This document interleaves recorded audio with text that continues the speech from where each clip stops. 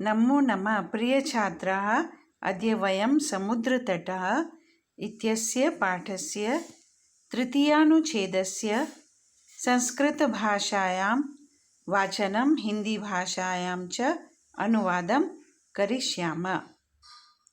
बच्चों, आज हम अंतिम अनुच्छेद का संस्कृत भाषा में वाचन और हिंदी भाषा में अनुवाद करेंगे। भारतस्य तिसृषु दिशासु समुद्रतटाः सन्ति। भारतस्य भारत की तिसृषु दिशासु तीनों दिशाओं में समुद्र तटाः सन्ति, समुद्र तट हैं। भारत की तीनों दिशाओं में समुद्र तट हैं। भारतस्य में षष्ठी विभक्ति का एक वचन, तिसृषु दिशासु में सप्तमी विभक्ति का बहुवचन, समुद्र तटाः में प्रथमा विभक्ति का बहुवचन, सन्ति बहुवचन शब्द है। इसका एक वचन होगा अस्ति। अस्मादेव कारणात् भारत देशः प्रायद्वीपः इति कथ्यते। अस्मादेव कारणात् इसी कारण, इस ही कारण भारत देश प्रायद्वीप कहलाता है। अर्थात तीनों दिशाओं में समुद्र तट से घिरा हुआ है भारत, इसलिए भारत को प्रायद्वीप कहते हैं। कारणात् में पंचमी विभक्ति का एक वचन है। भारत देश में प्रथमा विभक्ति का एक वचन, प्रायद्वीप में प्रथमा विभक्ति का एक वचन। कथ्यते कथ धातु है, लट लकार प्रथम पुरुष एक वचन। ऐसे इसके रूप चलेंगे, कथ्यते, कथ्येते, कथ्यन्ते। कथ्यते माने कहलाता है, कथ धातु है। कथ माने होता है कहना। बच्चों, यहाँ पर एव शब्द है। आज आप एक नई चीज सीखेंगे। एव अव्यय शब्द है। अव्यय अर्थात जो कभी बदलता नहीं है, जो हमेशा एक जैसी स्थिति में रहता है, उससे कहते हैं अव्यय शब्द। अर्थात इसके लिंग, विभक्ति और वचन कभी नहीं बदलते। एव माने ही। ऐसे ही बहुत सारे शब्द आएंगे आगे, आप ध्यान देंगे अव्यय शब्द कौन कौन से आए हुए हैं इस अनुच्छेद में। पूर्व दिशायां बंगोपसागर, दक्षिण दिशायां हिंद महासागर, पश्चिम दिशायां च अरब सागर अस्ति।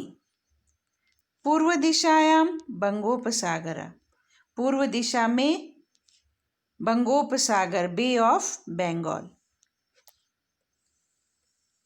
दक्षिण दिशायां, दक्षिण दिशा में हिंद महासागर, इंडियन ओशियन। पश्चिम दिशायां च, और पश्चिम दिशा में अरब सागर, अरेबियन सी अस्ति है। बच्चों, यहाँ पर इस वाक्य में अव्यय शब्द है च। च माने और जिस प्रकार हिंदी में और का प्रयोग दो शब्दों के बीच में होता है, तो संस्कृत में वैसा नहीं होता। संस्कृत में हमेशा च का प्रयोग अंत में होता है। इसीलिए यहाँ पर आया है पूर्व दिशायां बंगोपसागर, दक्षिण दिशायां हिंद महासागर, पश्चिम दिशायां च अंत में आया है। इस प्रकार च माने और ये अव्यय शब्द है। पूर्व दिशायां में सप्तमी विभक्ति का एक वचन, बंगोपसागर प्रथमा विभक्ति का एक वचन, दक्षिण दिशायां सप्तमी विभक्ति का एक वचन। जैसे बालिकायाम, दिशा शब्द आकारांत स्त्रीलिंग शब्द है, तो बालिकायाम हो जाता है। उसी प्रकार दिशायाम। हिंद महासागर प्रथमा विभक्ति का एक वचन, अरब सागर प्रथमा विभक्ति का एक वचन, पश्चिम दिशायां सप्तमी विभक्ति का एक वचन। अस्ति है एक वचन। और इसका बहुवचन हमने यहाँ पढ़ा था संति। संति माने हैं, अस्ति माने है, एक वचन। अस धातु है, अस माने होता है होना, और लट लकार प्रथम पुरुष एक वचन। एतेषां त्रयाणाम् अपि सागराणां संगमः कन्याकुमारी तटे भवति। एतेषां इन त्रयाणां तीनों सागराणां सागरों का, अपि भी इन तीनों सागरों का भी, संगमा संगम, कन्याकुमारी तटे भवति कन्याकुमारी के तट पर होता है।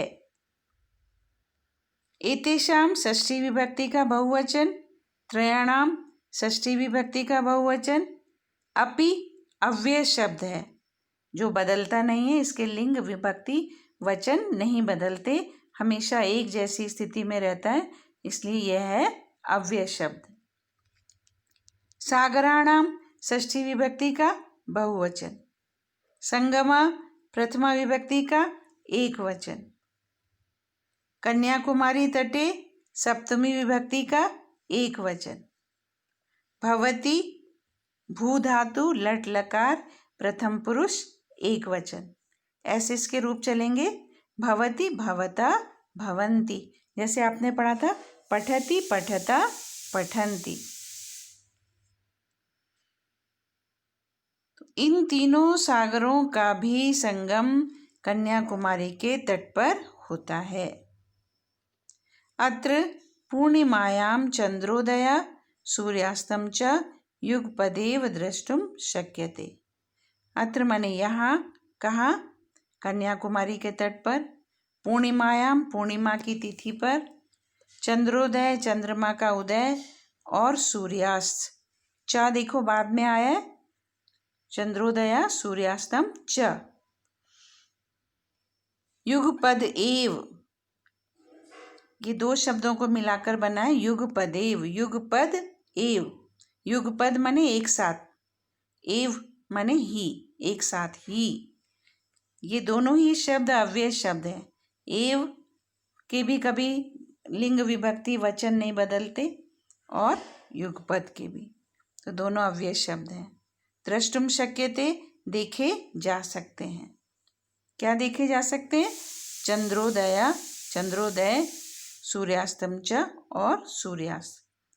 चंद्र प्लस उदया, इन दोनों शब्दों को मिलाकर बना है चंद्रोदया, संधि हो गई है। सूर्य प्लस अस्तम, इन दोनों शब्दों को मिलाकर बना है सूर्यास्तम, संधि हो गई है, तो बन गया सूर्यास्तम। बच्चों, आज यहीं पर संपन्न करते हैं। अगले वीडियो में आपको अभ्यास के प्रश्नोत्तर करवाए जाएंगे, और इस अनुच्छेद से संबंधित प्रश्नोत्तरों को आप पिक वॉइस के माध्यम से अपनी उत्तर पुस्तिका में लिखेंगे। धन्यवाद।